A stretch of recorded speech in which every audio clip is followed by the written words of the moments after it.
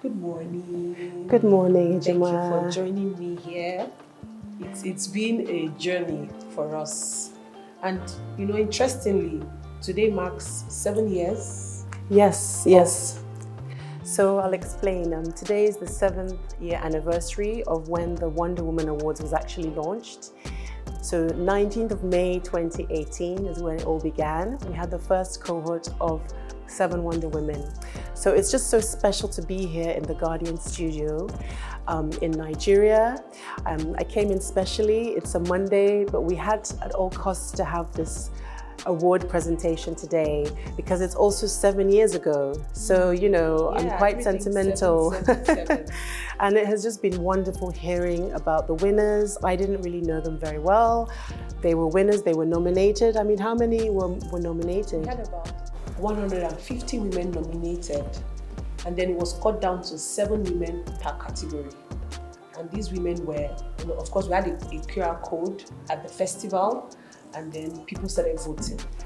It's just incredible to hear their stories. I mean, I've come across them sometimes in some articles, but to hear them today in the studio, like telling us how meaningful this award was for them, and then even more of their story came out, actually reminds us the importance of the live media. As you know, I'm a huge advocate of that. I love print, I have a background in print, but media live is so important. So I'm just so happy to see everything coming to life in this studio today. And very well done what you did today with the presentation. And I'm glad they came to The Guardian. Right. They came to see where their stories were first generated. And I think that was very meaningful for them. Absolutely. Thank you so much. And of course, we also see that all of these awardees, even though these are people who were chosen by the audience, people who believed in them. We also see those who are firsts in their industry, like the University of Lagos. She's the first female vice chancellor, the first female accountant general of the federation, and that shows how much the Guardian brand is also interested in spotlighting women in leadership positions. I also see that we have the dream count on the table, and all the awardees went home with one. Why did you choose to add this? Yes, so when I was coming back from London, I thought, what can I get them? I have to get them the same thing. And I thought, what would these women like? What's sort of a generic present, but universal that will apply and be pleasing to receive from all the winners?